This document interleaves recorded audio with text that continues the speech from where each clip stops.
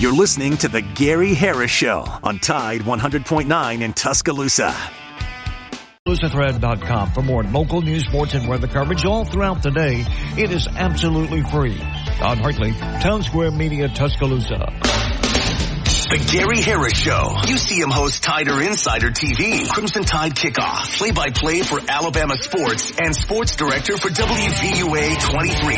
It's time for the Gary Harris Show on your home for Alabama sports. Tide 100.9 and streaming on the Tide 100.9 app.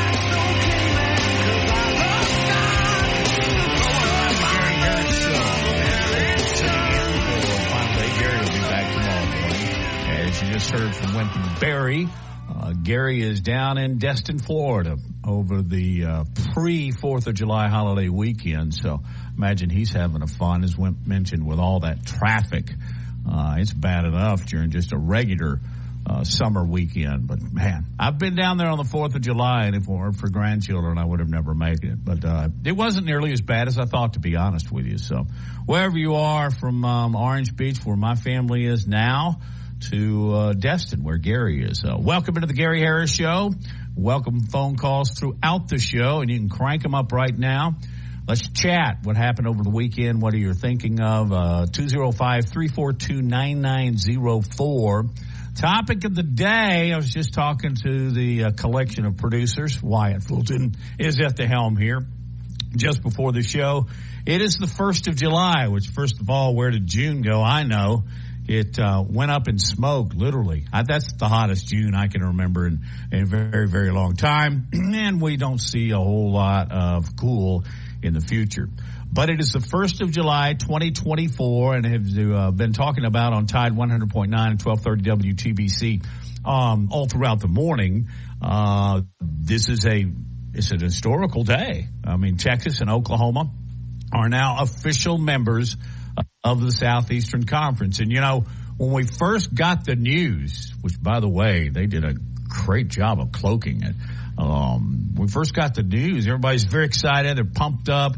If you're going to add two teams to the Southeastern Conference, who better than Oklahoma and Texas? And that's a debate, but one I would defend on the Sooners and the Longhorns, because these are big-time national championship programs, and not just in college football.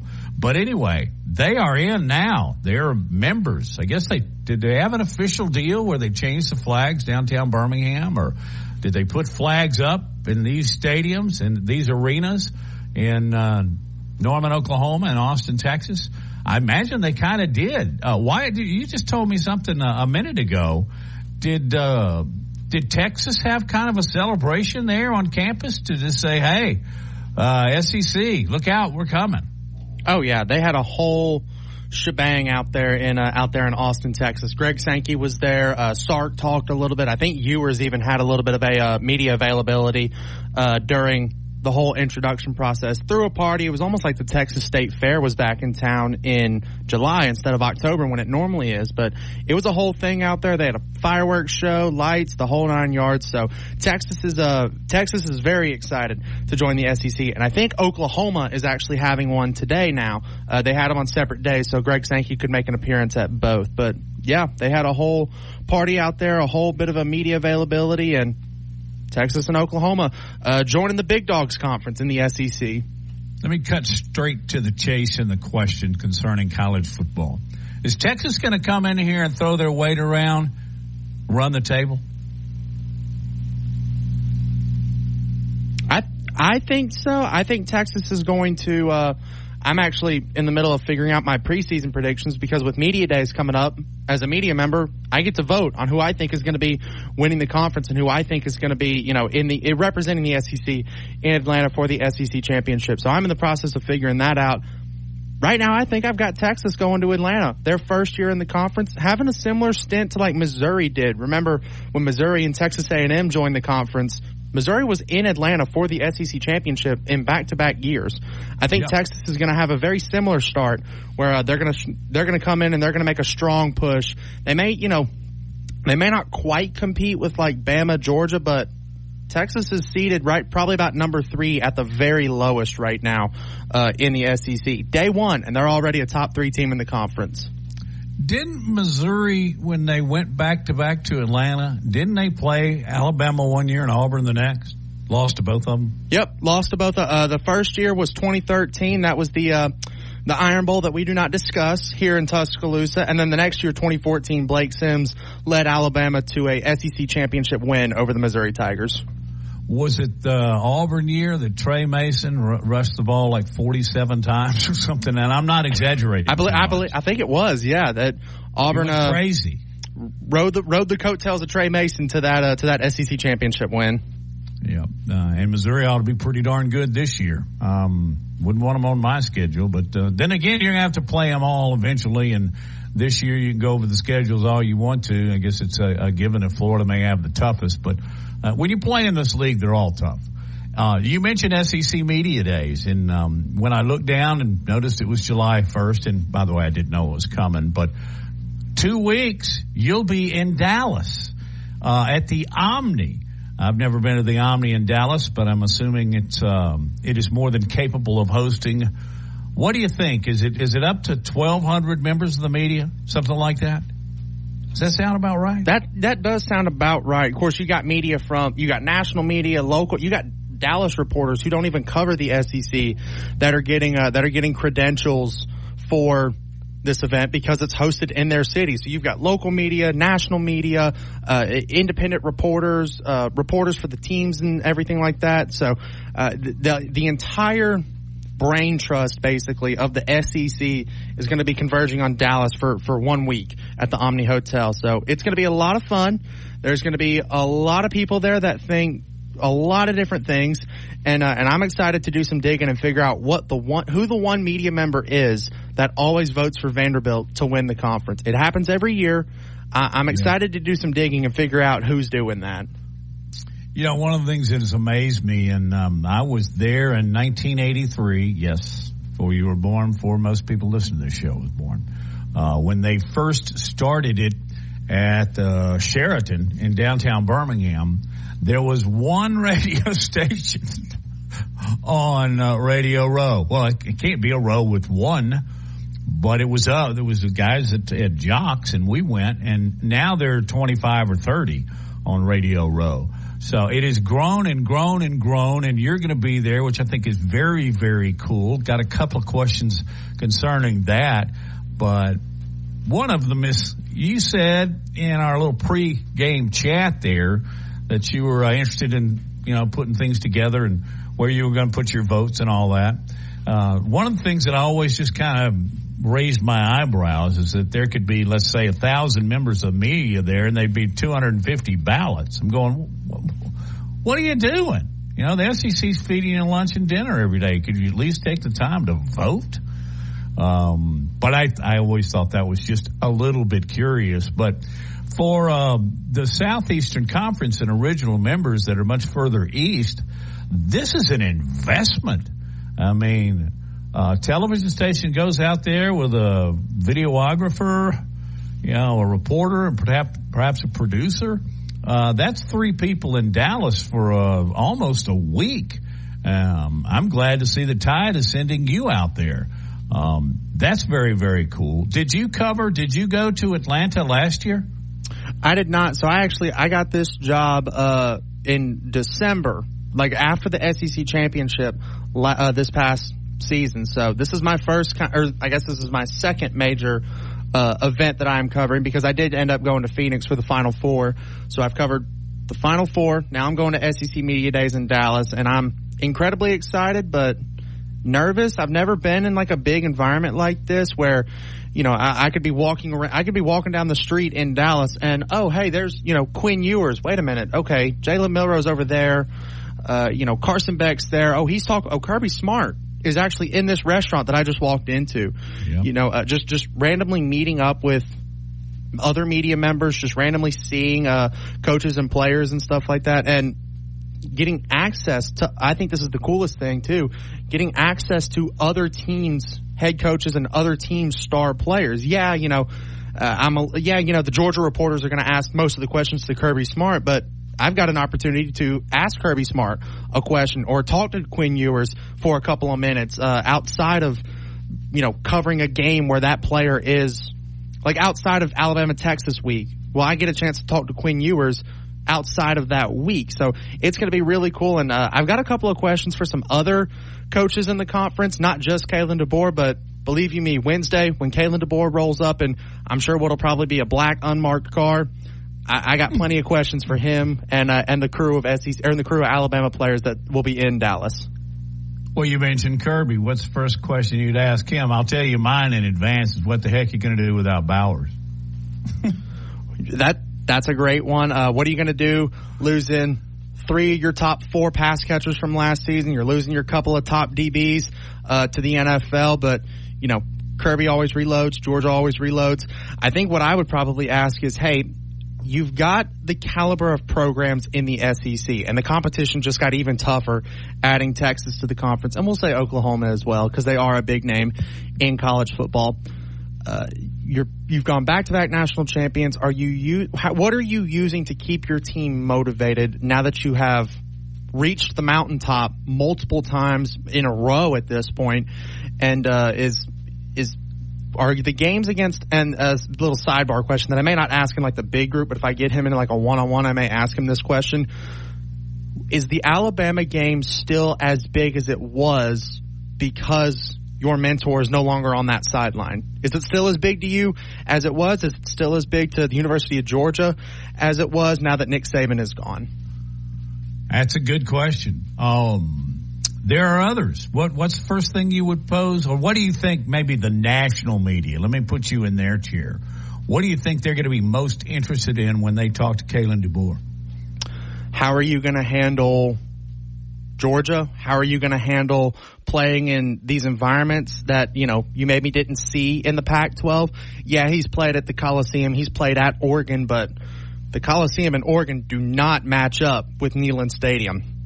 No environment in the country matches up with Death Valley in a night game in Baton Rouge. And Kalen DeBoer is going to face both those environments in a 3-week window this upcoming season. So how is he going to handle that? How is he going to handle, potentially the tougher power and bigger bodies in the SEC, a bigger, faster, stronger, I'm not going to say smarter because the Pac-12 is a really smart conference, but, bigger, faster, stronger in the SEC. How is he going to handle that, and how does he think his team is going to adapt, or his, style, not team necessarily, his style is going to adapt to that style of play in the SEC? Well, he'll get that one from you, if not from several other members of the media. And as a long-standing member of the media, as we go to our first break here, when we come back, I'm going to give you a little touch of media advice when you get there, because I've covered, 80% of these things. And by the way, loved it. And I haven't been to any of the other conference, media days, but I always look at the numbers, and they're half, if not less, than the attendance and the coverage that the Southeastern Conference gets. So coming up, I'll offer you just a touch of advice. And coming up later in the show, Rodney Orr will be joining us from Tider Insider at 9:30, bottom of the hour. Hour later, Casey Smith will be talking golf. And there was some golf played yesterday, and on the senior tour, there was not some golf. They had to cut it short, and they're picking it up today. But all types of things to talk about, including conversations with you at 205-342-9904. You're listening to the Gary Harris Show on Tide 100.9 and 1230 WTBC. And don't forget to download the Tide app.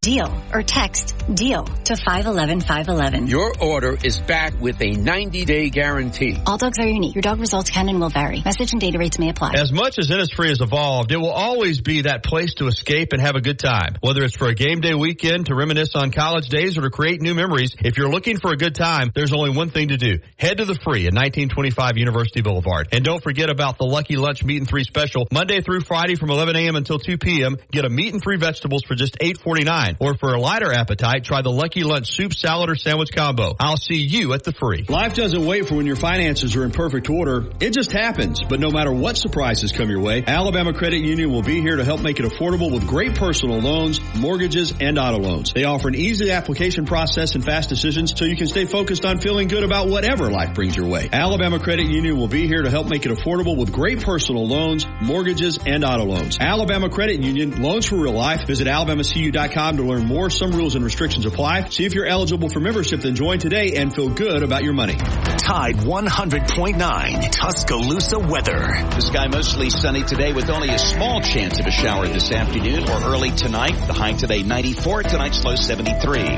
Tomorrow partly to mostly sunny. The chance of an afternoon shower stays small. The high 93. I'm James Spann on the ABC 3340 Weather Center on Tide 100.9. It's 84 degrees in Tuscaloosa. You see him on WVUA 23 covering sports and on Tider Insider TV on Tuesday nights. Don't miss a minute of the Gary Harris Show. Weekdays from 9 to 11 on Tide 100.9. Matt Coulter in for Gary Harris. And a reminder about the YMC of Tuscaloosa. Communities across the nation, the Y is leading voice on health and well-being. We bring families together, closer together, encourage good health, and foster connection through fitness, sports, and fun. You know that they've been doing that since I was a kid. As a result, millions of youths, adults, and families are receiving support, guidance, and the resources needed to achieve greater health for mind, spirit, and body. Go by and visit the YMC of Tuscaloosa, 2300 13th Street. You can call them for more info, 205-342-9822. The Pinnacle Park at the North River Hotline. You can also call them as well. So anyway, let's go to the phones, and you are welcome to join Tom and others, 205-342-9904. Tom, what is on your mind this morning? Hey, Matt. Good morning. How are you? Life's good, man. Good. Glad to hear it.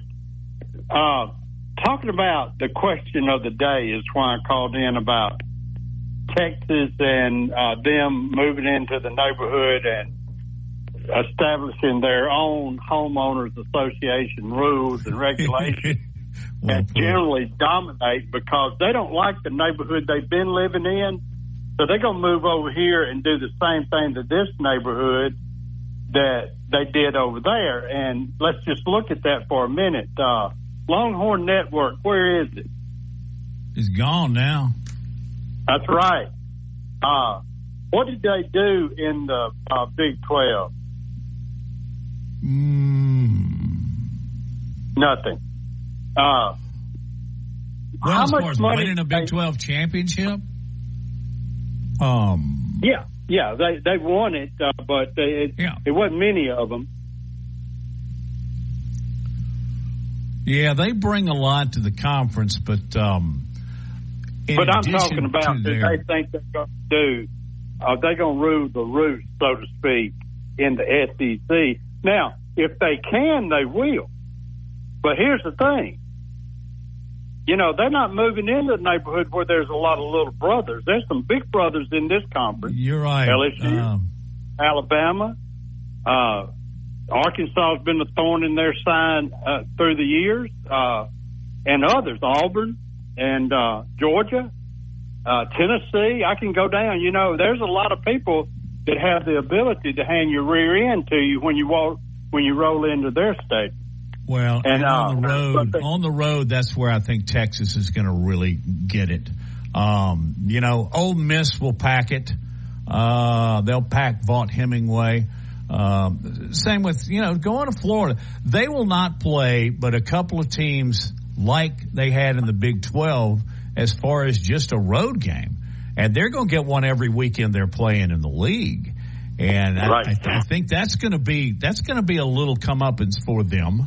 You've got your Texas A&Ms and I was going to say Texas Tech, but you've got a lot of middle of the roaders over there in the Big 12. You don't have that many in the SEC, and you just reeled off a bunch of them. I'll tell you something, Tom. I'll tell you something, Tom, and you're of my age, so you can identify with this. I think many people know this if they've been listening to me for a while. I was born in Fayetteville, Arkansas. So I've been a little piggy all my life. My father, believe it or not, no, I'm a sports guy. My father taught calculus there. And they were big Arkansas fans. And I carried that with me to Alabama. And it was Texas, 6 other, Rice, SMU. And Arkansas was the only team in that league that didn't reside in Texas. And Texas was a big boy, and they slung their weight around.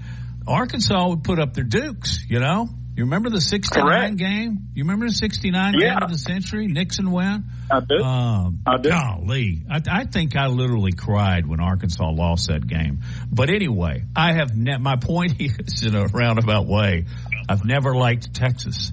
And that comes from pretty deep roots back to when I was 9 and 10 years old.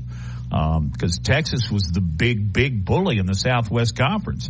And they have moved along since then. They've moved along since then in conference to conference. But now they're coming into the SEC, and I hope they get slugged in the jaw. Well, I wanted to make this point, too. My final point in that will they move over here and be what they are in the Big 12 in the SEC? But they've always had money, so don't tell me, they got the money. Well, they've always had the money. They've always. The money is not the reason they didn't have any more success than they did. Is that true or false? I would agree, but it's a different platform now, Tom. Yeah, but they got just as much money.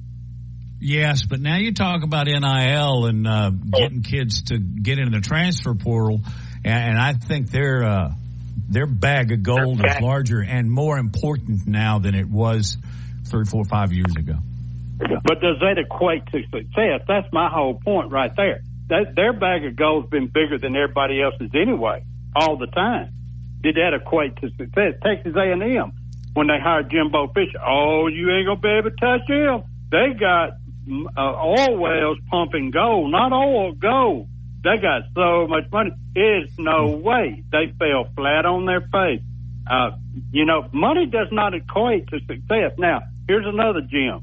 Money does not equate to wisdom either.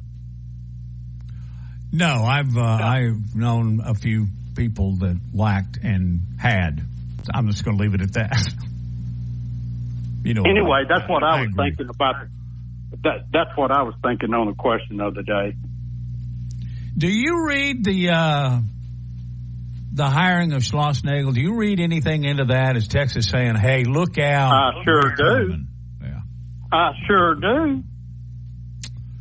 We all. I mean, let me point this out. I'll tell you what, Tom. They're going to come in this conference with football, and they're going to be swinging, and they're good enough to stay with anybody in this league and most above.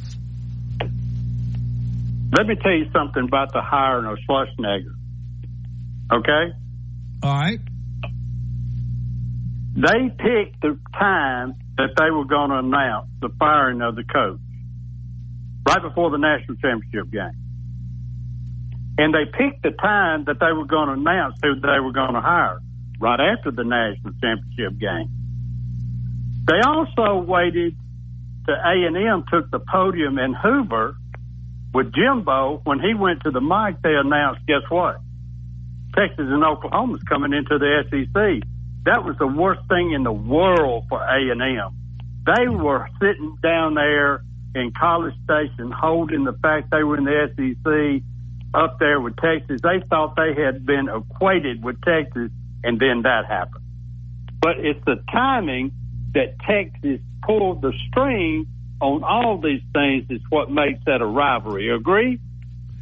Yeah, I would agree because, let's face it now. The SEC wanted Texas.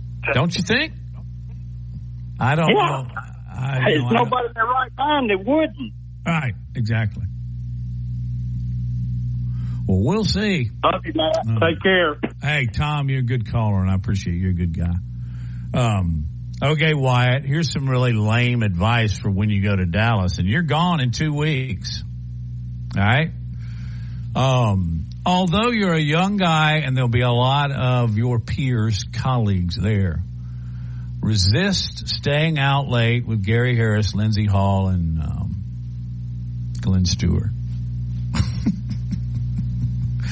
They'll all get this somehow on email or whatever. But anyway, that's the one thing that I miss about SEC Media Days, and that was all my buddies, because you get to see them during the year at a game and then at SEC Media Days. But they remain cherished friends forever, and I appreciate that. Hey, let's take a break. Rodney Orr is up next on The Gary Harris Show.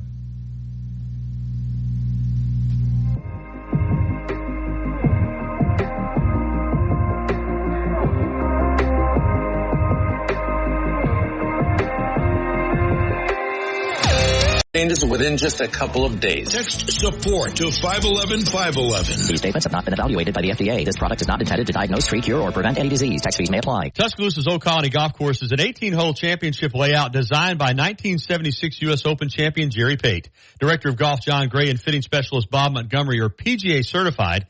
Mike Shivitz is the head professional and director of the Tuscaloosa Junior Golf Program. Call today to secure a tee time at the Tuscaloosa Championship Golf Course. Everyone can play. 205-562-3201. Old Colony is operated by Para. The best sports talk in the state. Tide 100.9 and streaming on the Tide 100.9 app.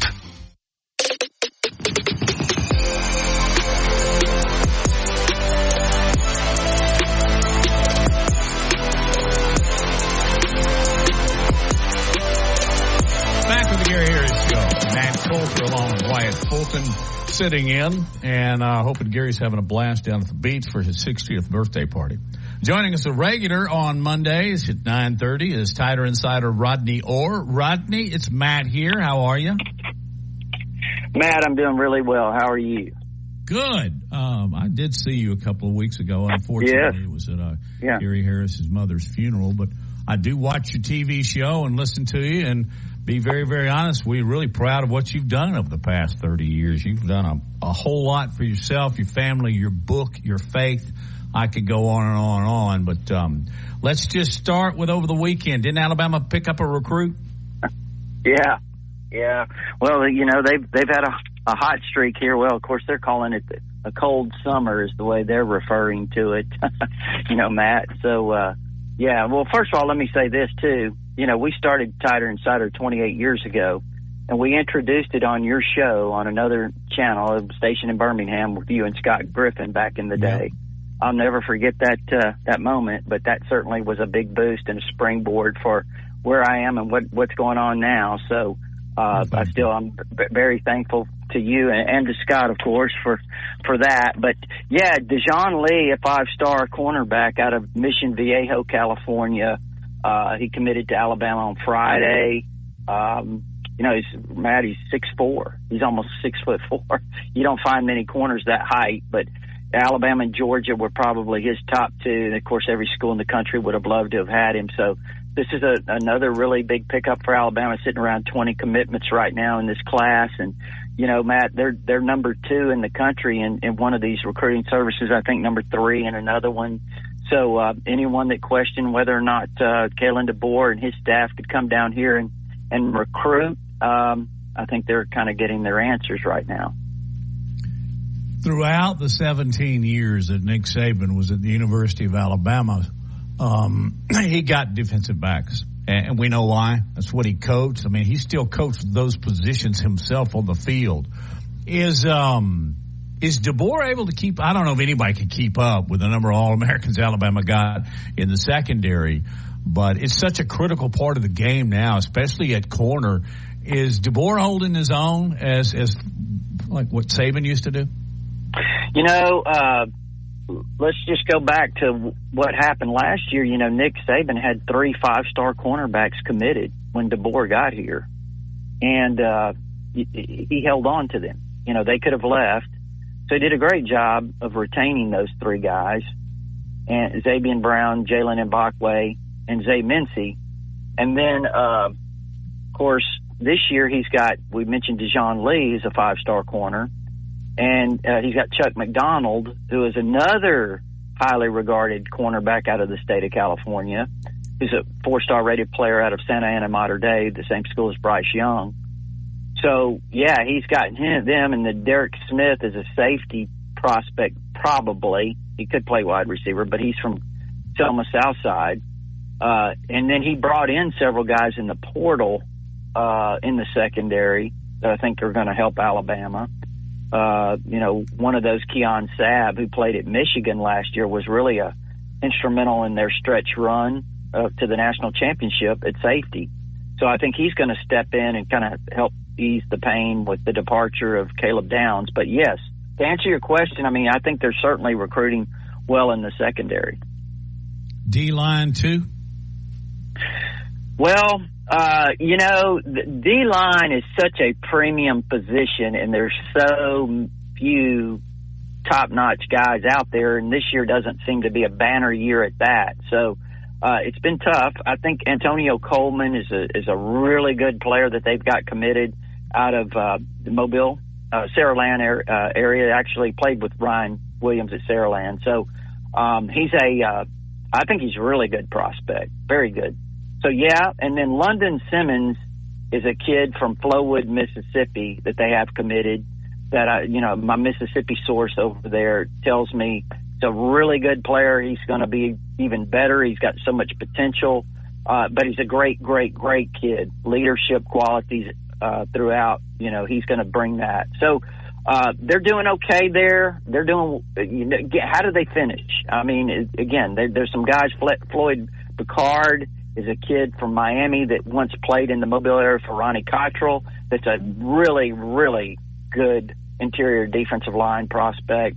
And then they've got a couple other guys, Javian Campbell up in Frankfort, Kentucky, the defensive end. I think he commits to Kentucky this week on that. But Damian Shanklin out of Indianapolis, Indiana, Warren Central High School. He's another defensive end that I think's really, really talented. I think Alabama's in a position with him. Now, LSU's in there really strong in Ohio State, but I think defensive line, it's just really tough. But they've got Matt, right now on their roster, I think I counted the other day, 5 or 6 former 5-star guys by one recruiting service or another.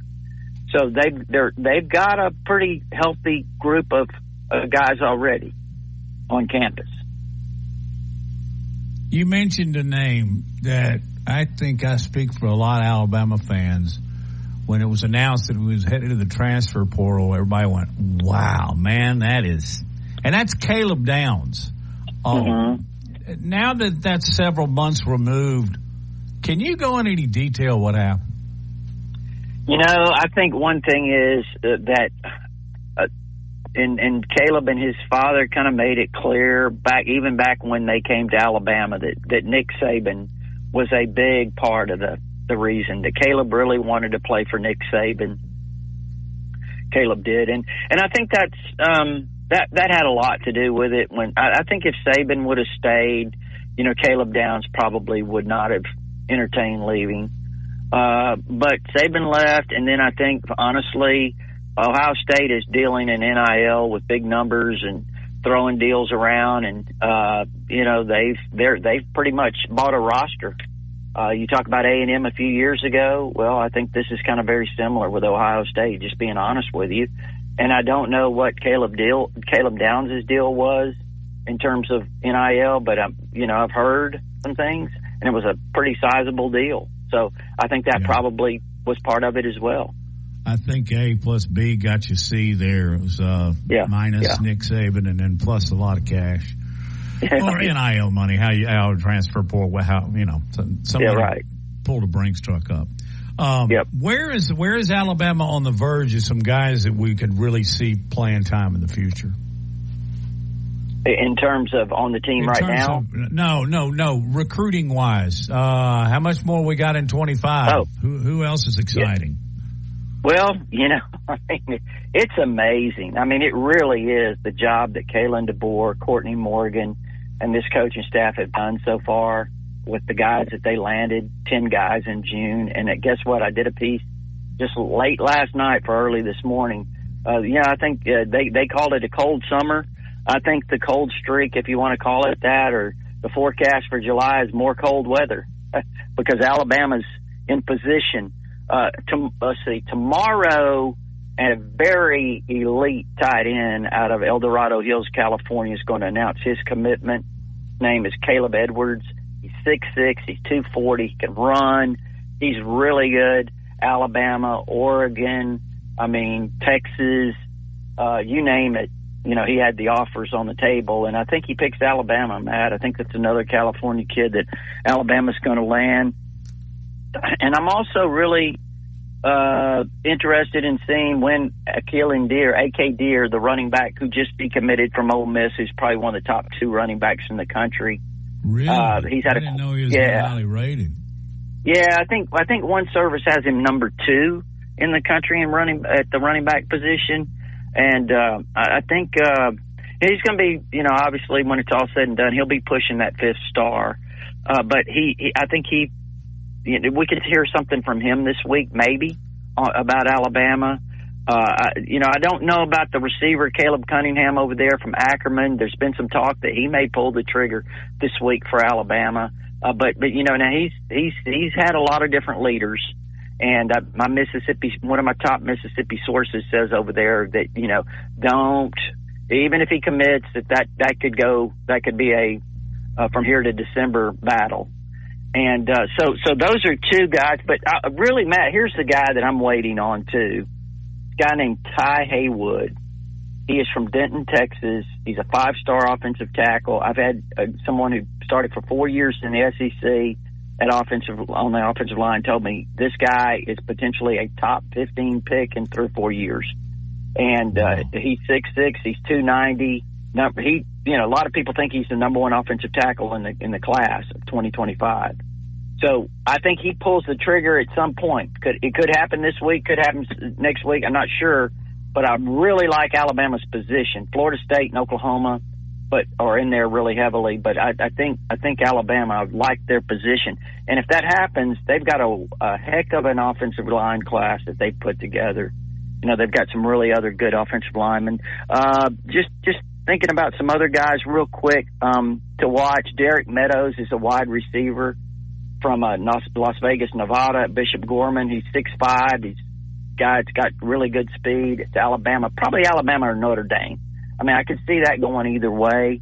And then one other that I'll mention right now is Ivan Taylor, and I think he's a top-notch safety. If Alabama was to get him, I think that would really complete the secondary, just my opinion. And he is a top-notch safety from Winter Gardens, Florida, committed to Notre Dame, but he was here on a visit recently. He visited Michigan a week or so ago as well.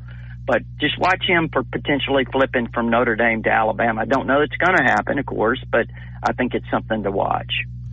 When you look at the class of 2025, how many of them are from Alabama? Oh, wow. I'd have to count that up. That's a good question, though, Matt, and I'll try to look it up while we're talking, but I think that, they're focusing on the state of Alabama. There's no doubt about it. There's a lot of people in the state that, at one time felt like Nick Saban should, put a little more focus on the state of Alabama. But, Nick Saban's philosophy always was that they wanted to get the best players no matter where they were. And I think that's Kalen DeBoer. He wants to get the best players in the state. And I'm counting now 1, 2, 3, 4, 5, 6. 6 of those commitments right now of the 20 that they have are from the state. Now, there is one kid, Miles Johnson, who's a linebacker at T.R. Miller, that he may eventually, end up somewhere else. Florida might be where he ends up. But, they're focused. They got a big commitment from Micah Dubose about a week or so ago. Yeah. From down at now he's moving over to Theodore from Viger. But yeah, so they're focusing on the state. They want to get the top guys. And there's a kid at Parker. I know everybody that's listening is probably saying, well, what about Neem Offord, the cornerback from Parker, who's so 5-star? He's committed to Ohio State, and everybody I talk to, my main Parker source tells me, it's going to be hard to flip him from Ohio State. It's just something he seems to want to do, and but we'll see. It's a long process. Just to cut through the chase on recruiting now, and I don't know about the logistics, and maybe you can shine a little bit of light on that. By the way, Tighter Insider Rodney Orr is our guest. Do they go visit, decide they want this kid, and then is the next step, who's he got for NIL? You're saying like during the recruiting process? In the recruiting process, when they talk, where does that start? Yeah. I guess it would depend on each individual situation, what kids are looking for. I'm not going to mention a name, but I'll just give you an example. There's one kid that's a top-rated kid that I was told, by someone that I trust that, he just really made it up front that, it's going to cost this to get me on a visit. It's going to be this to get me, or more. And, some schools, maybe even including Alabama, I can't speak for Alabama, but some schools just said, you know what, it's just really not worth the hassle for all this, and we're not going to do this. It just depends. I think there's some kids that say, hey, and I think there's probably a good number of kids, more than maybe what people think, that say, okay, yeah, NIL is important, but they look at everything else too. I mean, and I think that's the kind of kid that Alabama's really focused on recruiting. I think that's what Nick Saban focused on, and I think that's what Kalen DeBoer is really focusing on.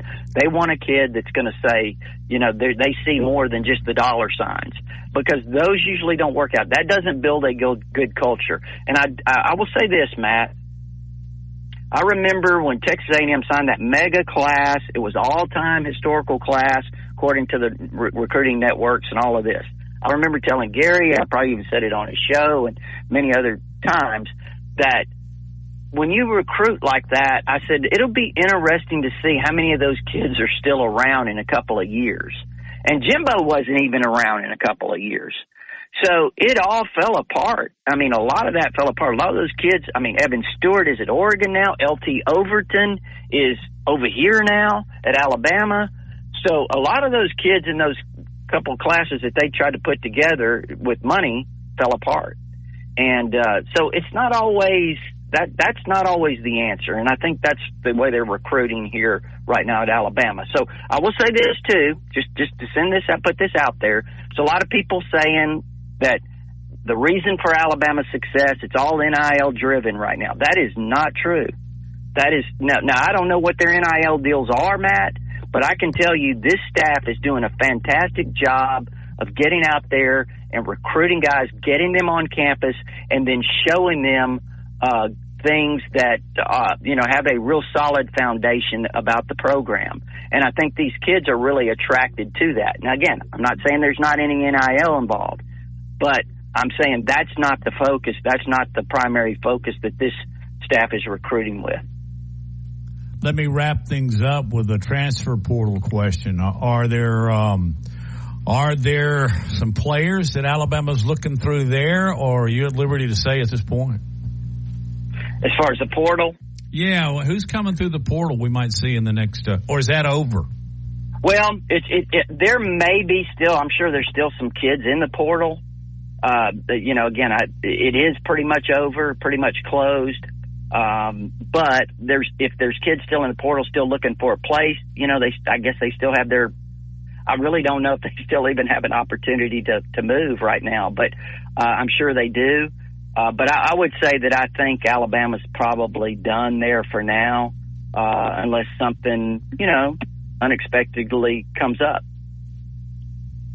All right. I'm going to sneak in one more. Alabama is number 2 in a lot of the polls that I have seen as far as recruiting is concerned, behind Ohio State. Who's the second best Southeastern Conference team so far in recruiting? Oh, wow. Let's see. I know LSU, I think, has a really good class going right now. I had a funny text yesterday, Matt, from someone that was been in the TV business for many, many years, and he's now retired, but way back. But he lives in Texas, and he said, "Hey," he texted me yesterday. He said Texas is going to dominate recruiting. They're going to dominate the SEC. And he's not a Texas fan. He said, but because of all the money they're pumping into it. And he said they're just killing it in recruiting right now. And I told him, I said, do you realize there's 5 or 6 teams right now that are recruiting at a higher level than Texas is? I mean, so when you ask that question, it's still the same. The SEC is several schools, Alabama, LSU. Georgia may end up with the number 1 class ultimately. They're up there very highly. So several of these schools, Texas A&M is going to recruit well. Texas is going to recruit well. And even Auburn is up there in the top 10 right now. If you kind of look at their class, they may have fallen a little bit because they've lost a couple of guys, but they've recruited pretty well. So there's a lot. It's still very competitive in the SEC right now. Great stuff. Tell everybody, I know you have your show with Gary, but you have websites and so forth and information, and please plug your book. I have not read it. I've read excerpts, but I hear nothing but good things. Yeah, I appreciate it, Matt. It's TiderInsider.com. Of course, it's only $48 a year, and you can get instant access with your credit card, or if you prefer, there is an address there to send a check. Gives you all our premium information, but also our All Sports Forum, which is our community of Alabama fans there, which is really great. A lot of information, a lot of exchange. Of course, very opinionated as well. But you mentioned the book, Bigger Than Bama, which we've detailed on this show many times. And, it's available on RodneyOrr.com, or you can find it on Amazon. Either one.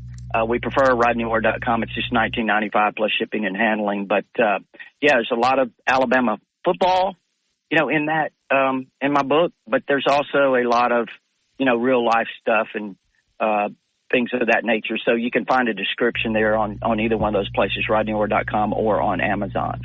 Great conversation. Much continued success. Thank you, Rodney. Hey, Ray. I'm sorry. It's okay. I'm sorry, Matt. I'm actually driving and I'm looking at something. That's why I said Ray. But I appreciate it, Matt. I really do. Absolutely. Thank you, Rodney. We'll see you soon. Thank you. Thank you. Rodney Orr, Tider Insider, joining us on the Gary Harris Show. We'll take phone calls. Coming up in the second hour, we'll talk golf with Casey Smith. Looking forward to doing that. In the meantime, if you'd like to join us on Tide 100.9 and 1230 WTBC, really easy number. Remember, 205-342. That's been a prefix in Tuscaloosa since I was there. 9904. 205-342-9904. As you listen to Tide 100.9, 1230 WTBC, and don't forget to download the Tide app. Back in a minute.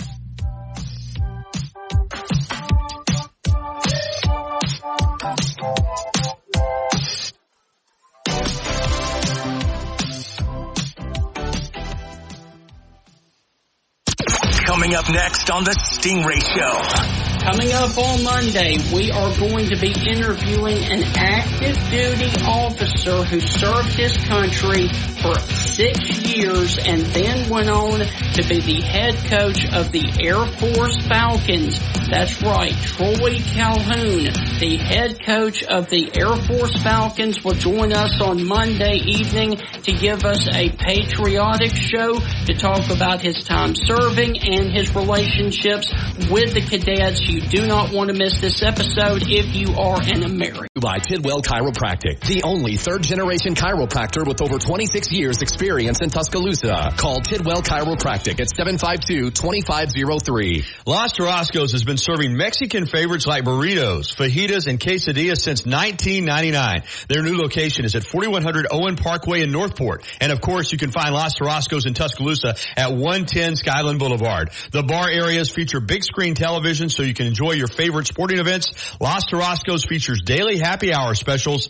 And for the best Mexican cuisine in West Alabama, remember, the name is Los Tarascos with locations in Tuscaloosa and Northport. If you haven't already, you've got to try Tuscaloosa's unique breakfast, brunch, and lunch concept. Brick and Spoon, downtown Tuscaloosa at Timerson Square. It's fresh food with a Cajun flair featuring a full bar with build-your-own Bloody Marys and mimosas. Open daily, 7 a.m. until 2 p.m. Available for after-hours events, rehearsal dinners, receptions, and birthdays. They offer brunch and lunch catering. Call Brick and Spoon at 205-345-5551 for more information. Tide 100.9 Tuscaloosa weather. The sky mostly sunny today with only a small chance of a shower this afternoon or early tonight. The high today 94, tonight's low 73. Tomorrow partly to mostly sunny. The chance of an afternoon shower stays small. The high 93. I'm James Spann on the ABC 3320 Weather Center on Tide 100.9. It's 84 degrees in Tuscaloosa. You're listening to the Gary Harris Show. On your home for Alabama sports, Tide 100.9, and streaming on the Tide 100.9 app.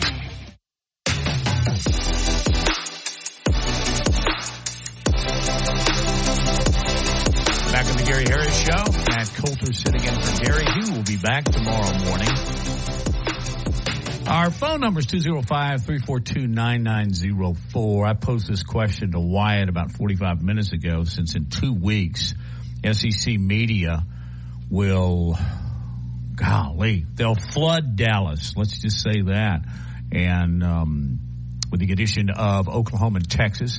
What are your questions? What would you ask, not necessarily Texas or Oklahoma, but if you call in and you're a member of the media, what would be a question you would pose to one of the now 16 head coaches in the Southeastern Conference? That might be a little bit of fun.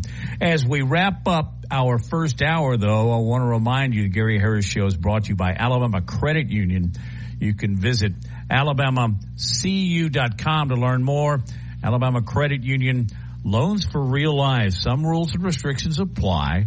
See if you're eligible for membership. Then join today and feel good about your money and put a little extra change in your pocket. As we go to the top, we've only got a minute or two. I might just note that the Pirates avoided a sweep yesterday by beating the Braves 4-2. Atlanta's playing pretty well as of late, and I'm such a big Braves fan, and I have been since I was a small child, and they moved to Atlanta from Milwaukee. But Brian Snitker works some magic. He's without arguably the best player and the best pitcher in Major League Baseball, and yet he's still holding that team in contention. I think last time I checked, he had maybe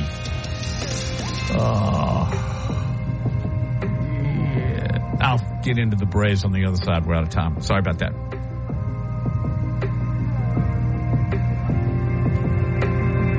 For 15% off your first purchase. Love it or return it for free. That's LUMEdeodorant.com, code 3333 to save 15% today. WTBC Tuscaloosa and W265CG Tuscaloosa, a Town Square media station. Tide 100.9 and streaming on the Tide 100.9 app.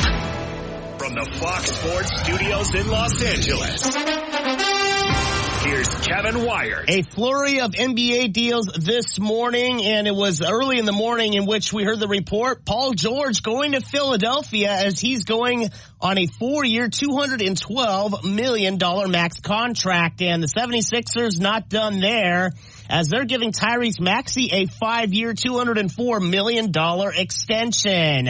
Some other NBA news not too long ago, it was Woj saying that Isaiah Hartenstein leaving New York, heading west for a 3-year, $87 million contract with the Oklahoma City Thunder. Jalen Smith agreeing to a 3-year, $27 million deal with the Chicago Bulls. Other news, as Klay Thompson, Chris Paul officially out of Golden State. Paul has now agreed to a 1-year, $11 million deal with the Spurs. Thompson still looking for a deal, but he's reportedly going to meet with the Lakers, Clippers, and Mavericks. Now, this hour's West Alabama real-time news update from the Tuscaloosa Thread Newsroom. The Tuscaloosa Violent Crimes Unit continues to investigate the area's 17th homicide of the year. It happened early Saturday morning in the 2000 block of Stardust Drive in Hillcrest. One man was killed, another wounded. West Alabama residents from Tuscaloosa, Pickens County North being advised to be careful with any outdoor fires over the holiday week. The U.S. Drought Monitor shows the area is still abnormally dry. And the Tuscaloosa Public Library main branch on Jack Warner is closed until July 10th for renovations, but the drop box will remain open. Get 24/7 local news coverage and sports updates when you download the free Tuscaloosa Thread app and sign up for twice daily email newsletters. The Gary Harris Show. UCM host Tider Insider TV. Crimson Tide Kickoff. Play-by-play for Alabama sports and sports director for WVUA 23. It's time for the Gary Harris Show on your home for Alabama sports. Tide 100.9 and streaming on the Tide 100.9 app.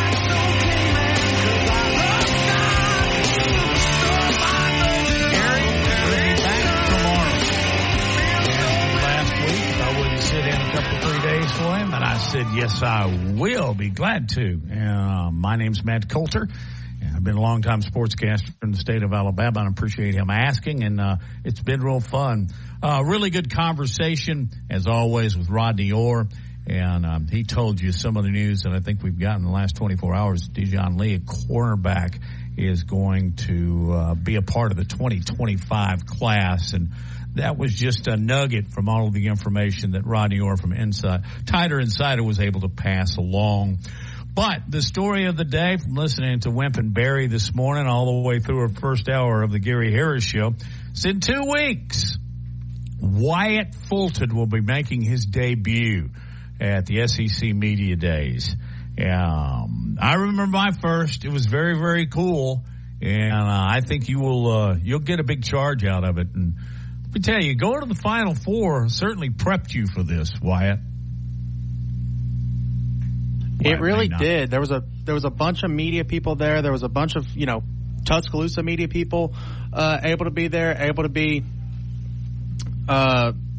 doing media and stuff like that out there at the Final Four in Phoenix. So it was a great opportunity, and I'm excited to be able to do it again, but this time with the people that really and truly understand where we are and what we're doing here in the SEC. Because, it's great going to the Final Four. You get to, I met some Purdue reporters, met some UConn reporters, met some NC State reporters, but now we've got SEC reporters. The entire group of big dogs is going to be meeting in one spot. So I'm excited for that. Was there an aha moment for you as, as a rookie reporter at the Final Four when you went, wow, there's Julius Erving, or whatever the case may be? There wasn't necessarily an aha moment for me at the Final Four. I guess my, oh crap, I'm really in the job now moment was sitting in here on a Wednesday afternoon and looking at Chris Lowe's tweet that Nick Saban was done. And it was like, oh, this is what it means to be a beat reporter. This is what, the next 2 weeks of my life, I'm not going to have sleep. I'm not going to eat. And, for the next 2 weeks of my life, I did not eat or sleep right after that happened. So it was that was kind of my, they talk about rookies having welcome to the NFL moments, in practice or in games or something like that. My welcome to sports media moment was, sitting in the Tide studio when Chris Lowe tweeted out that Nick Saban was retiring. It was, insane for sure 4 days, but the next 2 weeks, 2 months has been was absolutely wild. Yeah, I think shortly after that, because Justin Jones was with you at the time, I think, and Lars and I were on the air, and yeah, that pretty much covered up the media for about a month, didn't it? It still does. Do you find it interesting that we're still getting a lot of follow-up stories about what Nick said, what he doing? Is he at the beach? Is he in his office? How much he's going to make at the University of Alabama? And do you foresee that going on for a while? I think it'll happen a lot during probably this season. You'll see a lot of, oh, well, Nick Saban said this about Alabama's loss to Georgia, or, hey, Bama beat Georgia. Here's what Nick Saban had to say on it. I think you'll get a lot of those stories. And then when the season ends, we'll get a story of Nick Saban comments on Kalen DeBoer's first season at Alabama, or Nick Saban comments on Kalen DeBoer's recruiting at Alabama, or something like that. Or, what he would have done in Kalen DeBoer's shoes. Or you'll get a story of Kalen DeBoer reaches out to Nick Saban to ask, what is it like your first season at Alabama? How did you navigate it? How did you go through that, coming from another major program to Alabama? So I think for the first year, maybe 2 years, you'll see a bunch of stories like that, and then it'll kind of fade off into existence as Nick Saban continues to do more stuff with College Game Day and beyond just the University of Alabama. The game day thing. If it is warranted, will Nick criticize Kalen DeBoer? Absolutely. I think Nick Saban, and I don't say this lightly, Nick Saban would not be good at his job if he did not criticize what Kalen DeBoer did. If Kalen DeBoer does do something wrong, and he will, Nick Saban did things wrong all the time, but he was good enough that he was able to recover from it. He was able to learn from the mistake and not make it again. The question is Kalen DeBoer going to be able to do that? Maybe. We'll see. But I think, Nick Saban would not be good at his job, and I don't think he is going to be biased by any stretch of the imagination. He may be, a little bit more favorable to Alabama, but he's not going to sit up there screaming Roll Tide every single Saturday on the College Game Day set. I don't think that doesn't seem like something Nick Saban would be doing. No, I can guarantee he's not going to do that. And if it is warranted, he will criticize. I don't think there's any question. So I wonder how often that opportunity will arise. And then what about other coaches? Saban will get a chance in week 4 to criticize Alabama because Game Day is more than likely going to be sitting on the quad here in Tuscaloosa for Bama, Georgia. Yeah, and I think that I don't know if it's difficult, but it might be a little bit of a challenge to criticize if needed. His former student who has gone on to incredible success at the University of Georgia. Now, I think I heard you say on Barry and Wimp show that as kind of the norm, Alabama would be appearing in Dallas, i.e. Kalen DeBoer, on a Wednesday, and then Auburn will follow on Thursday. Have I got that right? That is correct. Wednesday, Kalen DeBoer. I guess Kalen DeBoer is kicking things off. The list was in alphabetical order, but normally Coach Saban was the first one up there on Wednesday, so I would assume they'll keep the tradition the same. You've got Kalen DeBoer starting the day, and then you've got Steve Sarkisian ending the day on Wednesday.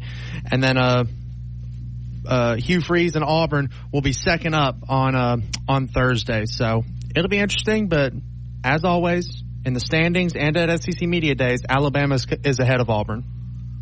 There you go. Yeah, so Alabama and Texas are on the same day. Wow. They are. You've got two of the three I think the SEC has the 3 best offensive minds in college football now with Kalen DeBoer in the conference. 2 of the 3 are going to be going on the same day with Alabama starting the day, Texas ending the day on Wednesday. I believe Lane Kiffin is on Monday. So it'll be a meeting of the minds when it comes to the offensive side of the ball, and potentially a meeting of the Heisman quarterbacks, because I'm willing to put a good bit of money, not a betting man, but I'd be willing to put a good bit of money that Jalen Milroe and Quinn Ewers are going to be 2 of the players that go with these coaches to media days. I wonder how they travel. I really don't, because I think I know, because Alabama has how many corporate university jets do they have? 2 or 3 at least. So I imagine almost said Saban. DeBoer and a couple of players will jump on that Alabama jet, fly over and fly back. I mean, it's a one-day deal, don't you think? I don't know. They do start kind of early. I want to say they're probably going to get started like 8 o'clock potentially. So they may not. They may fly in on Tuesday evening, stay Tuesday night in Dallas, and then do the media rounds on Wednesday, and then by lunchtime they're back in the air heading to Tuscaloosa, heading back here to the University of Alabama. So I could see it. I could see them doing a one-day event, though. They get up at the before the crack of dawn on Wednesday and fly into Dallas, do their media stuff, and be back by dinner time. So I could see it either way, but knowing, as somebody who's made trips like that before, flying trips like that, on not necessarily on a whim, but on a really tight timeline, I imagine they probably are going to be spending Tuesday night in Dallas. I often think about SEC Media Days, and I'm a selfish guy. I wanted it in Birmingham every year, and for the rest of its tenure. But I think about it, Wyatt, kind of like the way the draft is now. You remember the draft was in New York forever, but now it is such a huge event that other cities want it. Was it Nashville that went crazy? 1 year it was Cleveland. The NFL draft's a big money maker for cities now, and I don't know that it's not anywhere close to the draw financially, but I think SEC Media Days is a draw. It puts a lot of cameras on your city. yeah, it brings a bunch of people in, but I think just for the notoriety of a Dallas or an Atlanta, don't you think that will continue to kind of bop around the Southeast? I think it probably will. I wouldn't be mad. I know last year it was in like Nashville. They're doing it in Dallas because Texas and Oklahoma are joining the conference for the first time. Makes sense. Selfishly, I'm with you. I really would have preferred it stay in Birmingham so that way I can just make the hour drive every morning versus, having to get a hotel, having to, buy gas and all that stuff. I got to sleep in a random bed in a hotel room or something like that. If it's in Birmingham, I can drive the hour over there, come back home at the end of the day, write my stories from the comfort of my own couch, and then sleep in my own bed. But that's not going to happen. So I think it'll probably continue to kind of parade around the Southeast. I wouldn't be mad at a New Orleans or something like that. Take us to Atlanta, take us to New Orleans, take us to some of these bigger cities across the Southeast as we almost like a tour of some of the biggest environments in the Southeastern Conference. I'd be okay with that. I'd also be okay. It'd be kind of interesting to see if they did this, hosting it at different SEC towns, basically. So like Tuscaloosa gets it 1 year, Knoxville gets it another year, Athens, Austin, Norman, host it in a bunch of these SEC towns, so that way it really is a tour of the Southeastern Conference, and you can do all the press conferences in the press conference room of the stadium, so that way the media gets to see and people get to see these stadiums. So you're suggesting SEC Media Days in Starkville, Mississippi? Yeah, I am recommending a little bit of SEC Media Days in Starkville, Mississippi, because for every Starkville, Mississippi, you get Nashville, Tennessee, Vanderbilt, Athens, Georgia, Tuscaloosa, Alabama. Tuscaloosa is a pretty happening place when it comes to football. Austin, Texas, Norman, Oklahoma, Baton Rouge, Louisiana. You're an hour from New Orleans. These are some of the environments that I think need to be explored, because you can't explore these cities on a weekend. Even if you get in on like a Friday or something like that, like you get in Friday morning, the game is on Saturday, well, you're leaving Sunday morning, so you don't have time to experience and get to enjoy these cities and figure out kind of which ones are your favorite. So I think you do SEC Media Days for a week in one city. It really gives people the chance to explore, the chance to see, the best of the best in the SEC. Gainesville's a place that I've heard a lot of people have a lot of fun at. Everybody knows Oxford and the parties at Ole Miss. I think it'd be really cool to be able to experience those every single year. And by the way, I was not throwing darts at Mississippi. I have had a lot of fun in Starkville. They really get after it. Little cities like that, they have to they amp up for weekends like that and succeed, particularly in the Southeastern Conference. All right. What would you ask if you, in 2 weeks, were a media representative in Dallas with the addition of Oklahoma and Texas? You can phone that in at 205-342-9904 as you continue to listen to the Gary Harris Show on Tide 100.9, 1230 WTBC. And, of course, you need to download that app. You can also send messages on that app.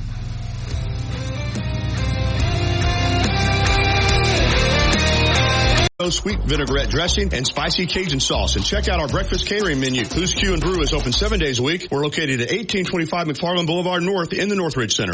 Tide 100.9 Tuscaloosa weather. The sky mostly sunny today with only a small chance of a shower this afternoon or early tonight. The high today 94, tonight's low 73. Tomorrow partly to mostly sunny. The chance of an afternoon shower stays small. The high 93. I'm James Spann on the ABC 3320 Weather Center on Tide 100.9. It's 84 degrees in Tuscaloosa. Catch every game and every moment right here. This is your home of Alabama sports. Tide 100.9 and streaming on the Tide 100.9 app.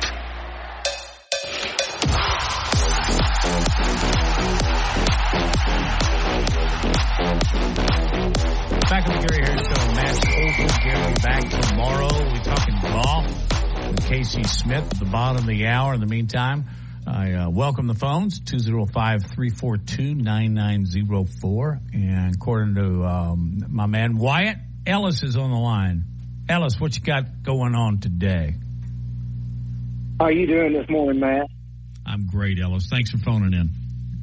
Yeah, you was talking about the NFL draft thing in Nashville. I was there when they had that. So was it crazy? Oh yeah, there's over 300,000 people there. Yeah, they had it on the main street where the bars are, and at the end of the street before you get to the river, they had the stage set up right there. And a friend of mine, when we met after it was over with, he goes, "How are we going to get out of here?" I go, "We're just going to turn around and walk." I mean, it was like packed in there like sardines. Now, did you go in support of a particular NFL team, or did you just go for the party? Just go for the party, just so I could say I was there.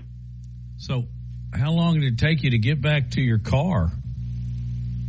Hey, not that long, because we parked where we parked at was about 2 blocks from the Broad down there.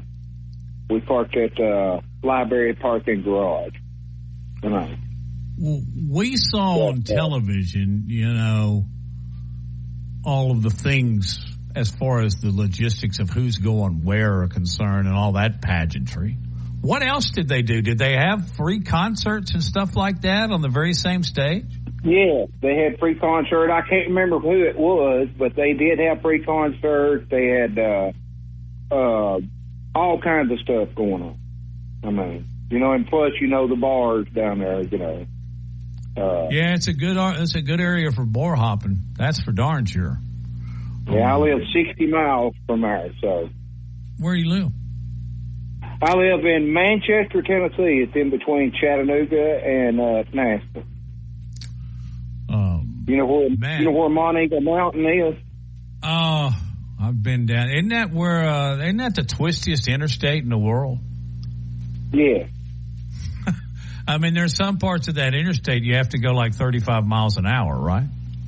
Yeah, it's crazy. Yeah. Well, any interstate's crazy now. Wow, isn't that the truth? Just try getting on 65 anytime during the day these days, especially during the summer when everybody's going to the beach. But all right, here's the big question: would you go to another one? Oh Lord, yeah. I hope they have another there. Because I will go. And see, Tennessee is building a dome stadium now. The Titans are. So. Golly, have they been there long enough to build a new stadium? Of course, it doesn't take but 20 years these days. Look at Atlanta. Well, you look at their first quarterback was Steve McNair, their first running back was Eddie George when they moved to Tennessee. Wow. Yeah. That's a long time ago. About a half a yard from a Super Bowl win, too. But, Nashville's a pretty cool city. Yep. It is. I love it. I'm going to the Alabama and Vanderbilt football game this year. Hey, seems like they've been working on it for 7 or 8 years. Is Vanderbilt Stadium finally complete, and does it look pretty good? I don't know. I was down in Nashville a couple of weeks ago, and I didn't go by there. I should have went by there and seen, and they've not said anything on news, local news. Yeah, because I can remember the television and radio commentators saying, "Wow, they're working on this game while they're playing the football." They're working on this team while they're playing the game. I always thought that was kind of interesting. The last time I was there and watched Alabama play Vanderbilt is when Tua and Jalen Hurts. And I don't know if you remember if he was a linebacker or not for Vanderbilt, said all that smack talking, basically said, "Alabama, you're next." Yeah, I don't know if you remember that. To say, much less Vanderbilt. Yeah, and we put nearly 60 points on them. So, well, that's unfortunately for Commodores fans. That's not all that unusual, and not just Alabama. Well, hey, I appreciate you contributing to the show. You got a final thought? What would you ask? What would you ask DeBoer, if you were a member of the media in 2 weeks and a couple of days. Are you ready for what's fixing to happen? Yep. Because some of the teams he played out west are not nearly what they are in the Southeastern Conference. Maybe Oregon, but that's about it. Well, hey, Ellis, good call. Appreciate you phoning in. Please do so again. Yes, sir. Roll Tide. All right. Roll Tide to you, too. I did see something interesting yesterday when I was watching the Ally 400, which is it's not in Nashville. It's actually, I think, in Lebanon. But it's what I guess you would call the Nashville metropolitan area. And that was the NASCAR event yesterday, which was that was quite compelling in its own right. But I did notice one of their drivers made sure to point out that Trackhouse Racing, Ross Chastain is, I guess, their lead driver, and he got wrecked late. And by the way, who didn't? Even the veterans were spinning out there late as they went through overtime and overtime and overtime. But he was very quick to point out that Trackhouse was kind of going to have their home base more in Nashville now than Charlotte. And then he went on to say that, oh, by the way, they're opening up a restaurant right there on Broadway. And I went, wow, now a NASCAR place in Nashville to drink and eat? That sounds like a great idea. And in fact, they are going to do that. And I think he said it was going to be opening here very, very shortly. But if you watch and if you keep up with NASCAR, I know Gary and I do our segment on Wednesday mornings at 9:30. But heck of a finish. I can't even remember how many overtimes they had. 2, 3, 4, 5. But Joey Logano survived it and won it. And that will be something that Gary and I will talk about in depth on Wednesdays at 9:30. Tune in for that, as well as you do several other things. Another big story nationally that Fox has been talking about at the top of each hour, and that's moves in the National Basketball Association. And I'd be honest with you, when I was young, I loved the NBA. You know, you had Alcindor, then, Jabbar. I loved Earl Monroe. And I was a big Hal Greer fan, if you remember him. But I became a 76ers fan, and that was because of Greer. But Chet Walker, Billy C., Chamberlain was there for a while. So I do keep up with the 76ers, and I saw where they spent $212 million. 4 years. You can do the math on that real quick. 53 a year, is that right? 53 million. But on Paul George, who's a player that I really, really, really like. My only problem with it is he's 34 years old, and then they turn around and spend another $200 million on Maxey. So they still got to go through Boston, but maybe the 76ers with Joel Embiid are going to be a little bit more competitive in the East these upcoming seasons. I hope to see that as well. All right, we need to get to a break and bring on our next guest. Casey Smith will be talking golf. 3-putt on the 18th hole gives, it was heartbreaking, but also a big win for Cam. So we'll talk about that as Casey Smith will join us on the other side of this break as you listen to the Gary Harris Show on Tide 100.9 and 1230 WTBC. I'm awake and ready to take on anything. Better days start with ZzzQuil nights. Explore our products at ZzzQuil.com. Use as directed. Keep out of reach. Covering University of Alabama sports, as well as the national and local scene as well. The Gary Harris Show, only on Tide 100.9 and streaming on the Tide 100.9 app.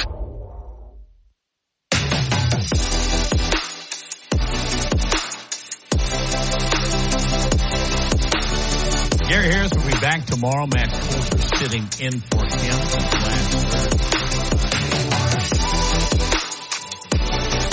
tomorrow morning.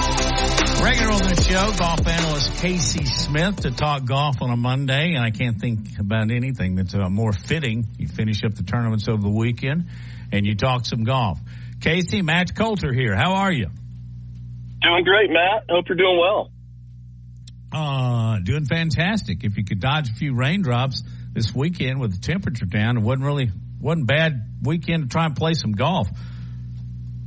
I'm over here in Atlanta. I would tell you, it was a lot hotter over here. We didn't have any rain, and we had just straight up muggy humidity, crazy. And I played a bunch of days in a row there from the end of the week through the weekend. So it was a little different in Atlanta. I live in Atlanta, and but it was good. You know, golf's better.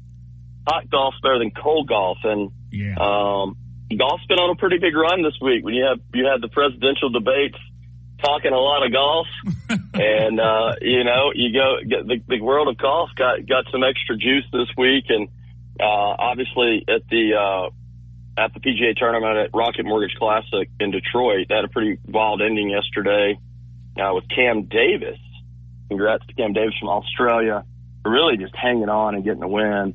Akshay Bhatia, he young player, left-handed player who'd won twice, really choked. I mean, he three-putted there at the end, or easily gets in a playoff, and both of his wins have come in a playoff, and he's 2-0. But really young player who's won twice, and you know, Cam Davis is also a really great player in his own right, but it just didn't seem like any of them wanted to win it.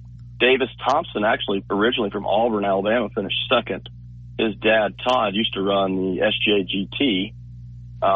And so little notable there. And Nick Dunlap from Alabama finished 10th and really had a great tournament. Good to see him having a good week. He, you know, he just had a couple of bad rounds, a couple of bad holes. That's what really plagues him every week. He had a couple of bad holes in round one and played bogey free in round three to get himself in contention. And then just didn't have enough gas there at the end in round four, but pretty exciting week on PGA Tour, and it rolls on to John Deere this week. You know, it's hard to say he's crept onto the scene, but Bhatia, I guess 2 or 3 years ago, at least I didn't know who he was, but he's a California kid raised there. His parents were from India. With all due respect to him, he is easily the thinnest golfer I've ever seen in my life. It doesn't prevent him from just striking the ball. I looked it up. He is 6'1", 130. I hadn't seen 130 since high school. But he's a and I heard he gained about 20 pounds of muscle. And, you know, muscle weighs more than fat, but it doesn't gain you any figure status, I guess is what you would say. You know, his physique has not grown any. I saw him play a couple of years ago. I mean, he looks the same. He's obviously gotten a lot better. I think an interesting story. He and his girlfriend sort of went out on their own, and I don't think that the parents or everyone really wanted them to start dating so young. He turned pro early, didn't play at college. I mean, he turned pro as a teenager, and it's worked out for him. They've sort of forged their own path, and I mean, he's continuing to put himself in positions to win. He's already won twice. I think he's probably got a lot of good golf ahead of him. You really had to feel good, though, for Cam Davis. And, man, he got emotional. And I think that's because it was his second win, and that's emotional. But I also think what contributed is he really didn't expect to. If anything, he expected to get into a playoff. But also, he had not been playing well as of late, had he? No, Cam Davis had not been playing well, and I think that he probably 2 wins there at that tournament, so that tells you he's really comfortable there. I think he probably thought that he was, you know, in a really his game had slipped a little bit. You know, no secret that Bhatia is really good. There are others coming at him, and I think that one thing that just goes without when you're really not playing great like he's been, and they have so many new stipulations to get into those select and elevated events, signature events on tour. You know, you wins really matter more now than ever because you get 2 years exemption, but you're also in those events. And for the most part, and the rest of the year, he's in those events. So there's a lot of financial implications for them. Plus, he moved to top 40 on the FedEx Cup. which improves his odds to qualify for the FedEx Cup. You know, top 70 qualify for the Wyndham Championship, the final regular season event. Not that far away, you know, really in the distance, because we're got a, you know, Scottish Open and Open Championship coming up. So I'm sure he's looking at the big picture, and I was shocked to see him as emotional as well. And then the more I read, I think it probably felt like, wow, I just got 2 more years for sure. I know where my job is for 2 more years. And he'll have his card, but when you're a young person, you're winning a couple $1 million and locking up a job for multiple years. I'm sure it's probably, you know, emotional. Our guest is Casey Smith, golf analyst here on Tide 100.9, 1230 WTBC, a regular here on the Gary Harris Show. I'm trying quickly to look up his name, and I'm failing, but was there not a 15-year-old that played in the Rocket Mortgage Tournament? There was. Yeah, Lee Clanton is his last name. Luke Clanton. And then the William, the kid that's going to Texas, the other left-handed kid. They had a bunch of amateurs. They gave out, one kid from Auburn was in the field. They gave out a bunch of sponsored invites. Miles Russell was the 15-year-old in the field. Yeah, he's played in a couple of events. But they had some young guys, some amateurs in the events, and I think you're going to see that in some of these non-elevated events going forward. You know, there's a way to get some eyeballs on it. And it's obviously working so far. Just jumping to the Tiger Woods deal. Where do you think we are on Tiger Woods moving forward? And I've had this conversation with some of my golf buddies about whether or not he will be an active face on the championship tour. Casey, just kind of give us an update, and moving forward, are we going to see him just in a major or 2 a year, or how's it going to work out? Well, you know, all indications, or all things point to him indicating that he's going to play on the Champions Tour when he turns 50, because he can get a cart. And the golf is not the problem for him right now. It's just really the walking and the amount of stress that he has to put on that ankle during the walking aspect, all the mounds you don't see, all the shots. But out there, for the most part, the Champions Tour courses are relatively flat. You're going to come out, you're going to play, you're going to hit your shot, take your cart. All that is legal. And it's competition. And, you know, he likes to compete and likes to win. You know, he's not going to go out on the down. I think you could see him go up there and play 5 years, still play the PGA Tour major schedule, all 4 majors there, and play probably the 4 or 5 majors they have. And it goes up to, you know, maybe 2 or 3 more events. He's playing 10 or 12 events, which he really wants to do. He would like to play once a month. His body's not allowing that right now. But it's not from playing golf. Everyone I know around him, they're like, the golf is really good. Like he's going down there and kicking those guys in Jupiter's tails every week in money games still, getting winning his fair share, and when they're playing in carts. So, you know, there is an aspect to the game. He doesn't want a special exemption. I'm sure they would all sign off on it, given that they're all pretty wealthy as a result of his play.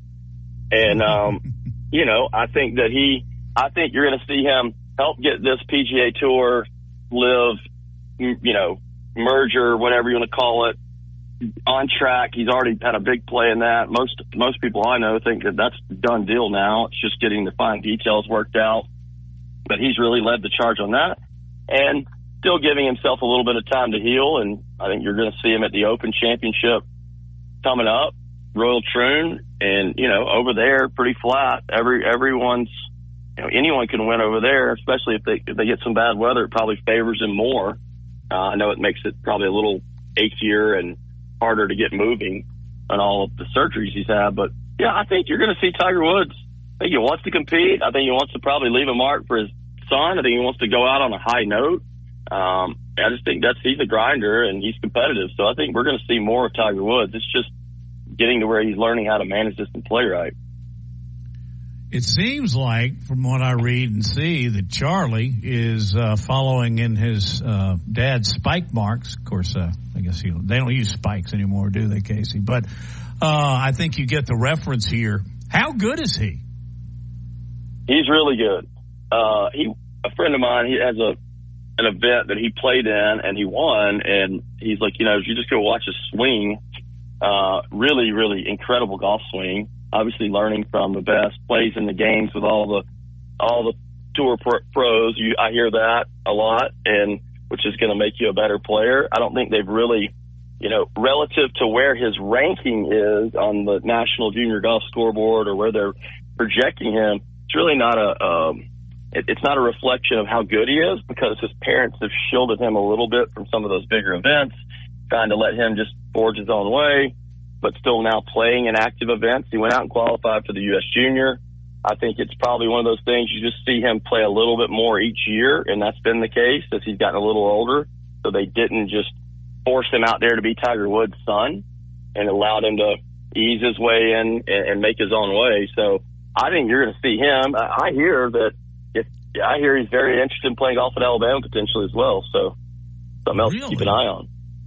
I've heard that multiple times. I have not heard that. Wow. Yeah, I've heard that. I have new facility, really tight with Justin Thomas. Really likes what's going on with the program, the player development. The new facility is the nicest facility as there is anywhere in golf for any level. And, I think that probably plays in their favor. Davis Love, his son, is a friend. Drew Love, who played at Alabama. They redid the facility. They're really close with Tiger and them. The Thomases are really close with Tiger and them. JT had a big involvement in it, and they all love JC well, both of those families. So got a lot of good synergy there. And, he's an East Coast kid with, parents on the East Coast. It's a lot easier to go to school there and parents involved than going out on the West Coast. And so I don't think you'll see him go the pro route, but he's still got a few years for that to really shake itself out. Doesn't Alabama and Auburn have quite a few golfers that have recently been in attendance at school there? You mentioned Nick Dunlap, but there are others that are coming up and have scored well in tournaments recently. Yeah, I mean, the home state right now, really for this coming week, Sepp Straka is one of the two favorites in the John Deere. He lives in Birmingham, lives in Hoover. On tour this past week, Dunlap finished 10th. Pat Gazar finished 20th. He's not having as great of a year. Bud Cauley finished 52nd. He's on a medical right now. Davis Riley, who's won this year, played at Alabama. He finished 57th. Robbie Shelton finished 57th. Missing the cut was Lee Hodges, Jason Duffner, Matt Wallace from Jacksonville State, Wilson Furr, formerly Alabama, and Stuart Sink. But yeah, we got a lot of guys out there right now with state ties. I mean, the FedEx Cup, Justin Thomas's current standings is 16th, Straka 17th, Davis Riley 64, Lee Hodges 67, Nick Dunlap 87, Patton 126, Robbie 134. And, after that, you got Bud Cauley out there, but you're really, we got some good players at the top. Justin Thomas really leading the charge, but not having his game. But, JT's won out there this year. Davis Riley's won out there this year. Lee Hodges won last year. Nick Dunlap this year. So, yeah, a lot of good players making their own way. Why suddenly the resurgence of golf? Is it do you point at JT first? I would say, and Alabama for sure. If you look at it, Auburn, Alabama, Jason Duffner won a major from Auburn. Really won a PGA. Yep. And he and JT were, I think they're very friendly. Traveled together on the road a few years back. And so, from state, I'm a Bama guy, but I would say Jason Duffner won, and now both programs, college programs, are at the pinnacle. Auburn defending national champs, Alabama's won 2.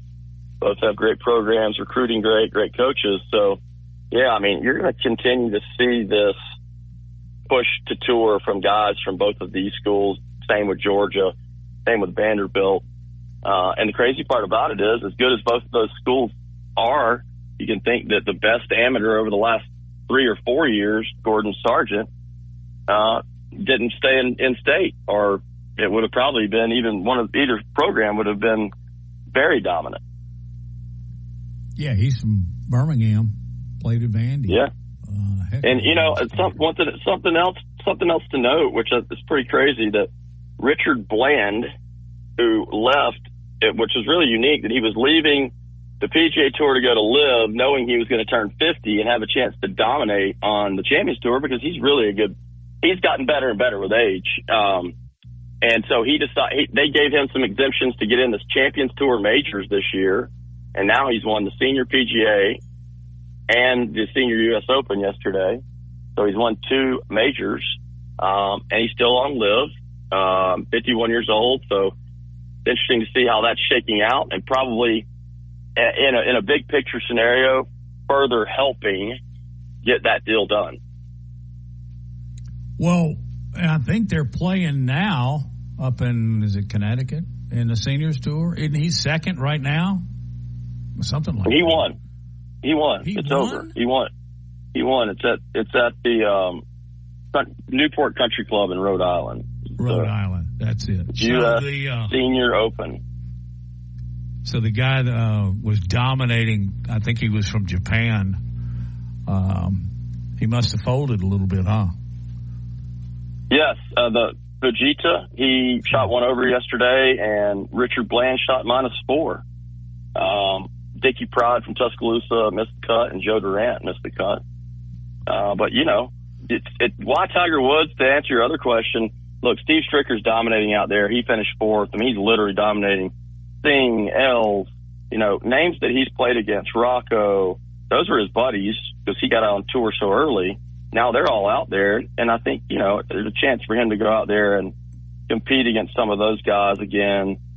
And it will ignite the Champions Tour if he gets out there and starts playing. And I just think it's definitely going to happen.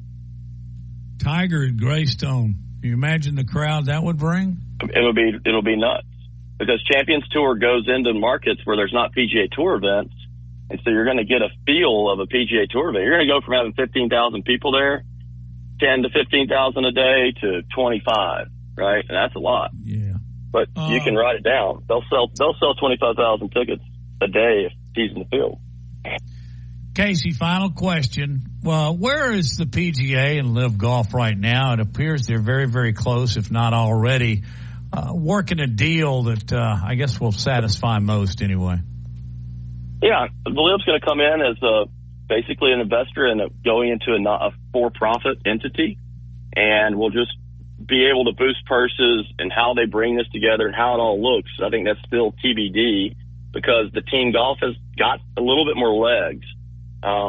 Not to be the permanent fixture, I don't think, team golf, but I think there will be a segment of the season potentially played. They think they could probably sell advertisements and lots of things that could come with it. But I think it's still going to be probably the start of 2026. You'll see that season begin January 2026 with both of them together. Maybe the fall season of 25, it could get worked out. I think they're close to getting a deal worked out. It's just all the details, and then there's already scheduling and all that. And maybe they just, for 25, they give these guys who had life memberships that had earned those memberships back, and they try to ease this transition back together. What a great conversation. I understand now why Gary has you on every week. Casey, thank you so much for joining us here. Thank you, Matt. Have a great one. Gary, you too. Thank you. Casey Smith, the Gary Harris Show. Hey, this has been a lot of fun. Truly it has been. It's been what I do. I like it. We're going to come back and wrap up the Monday morning edition, July 1st, of the Gary Harris Show on Tide 100.9, 1230 WTBC, and on the app. You need to get on the app. Back in a minute.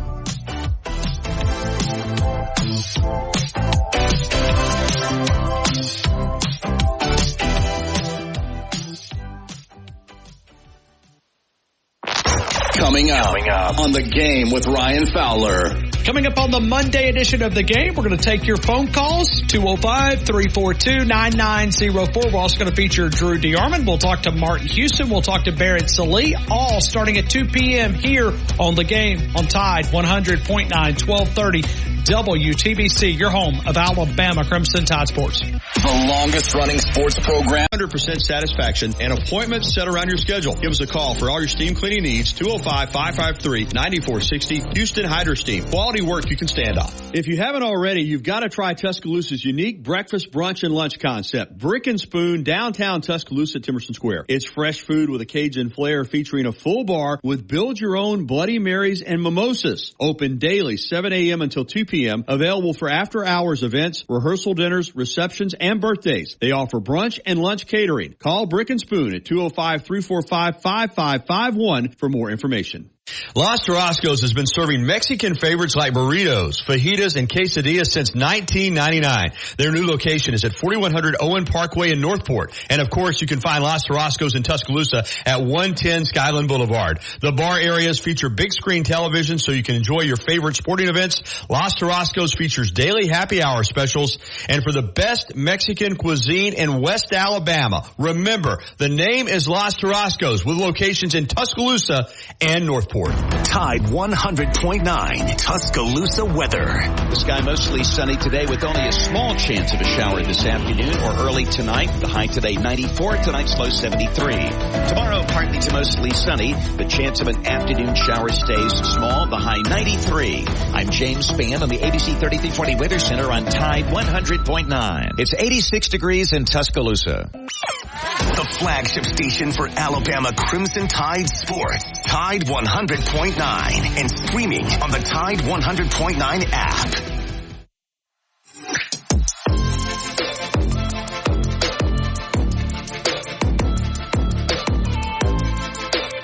Wrap up your show next. Wyatt Fulton will follow with me, and he will follow with his own show until noon. Appreciate all your help this week and last week, Wyatt, very much. Hey, just a couple of notes on my show sheet here, if you will, as we wrap up. Saw where Suni Lee, Auburn gymnast, made the Olympic team. I think that's good stuff to know.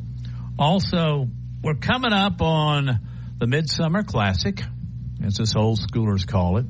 I guess now known as the All-Star break, the All-Star game. It's always been known as that. But anyway, that is coming up.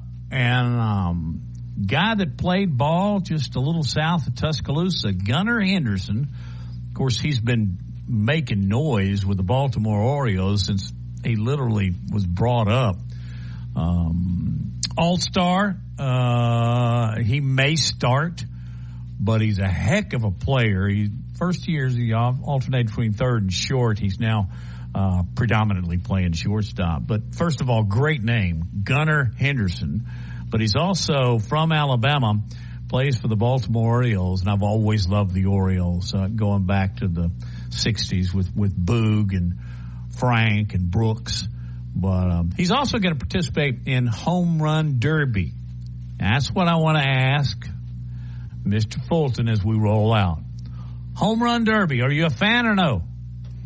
Yeah, I'm a fan of it. I think it's a great way that you can kind of show off some of the best hitters in baseball. I know a lot of the best hitters, much like the NBA, I know a lot of the best hitters don't necessarily, they're nominated, but they don't necessarily compete for it. So you get a bunch of alternates and stuff in there as well.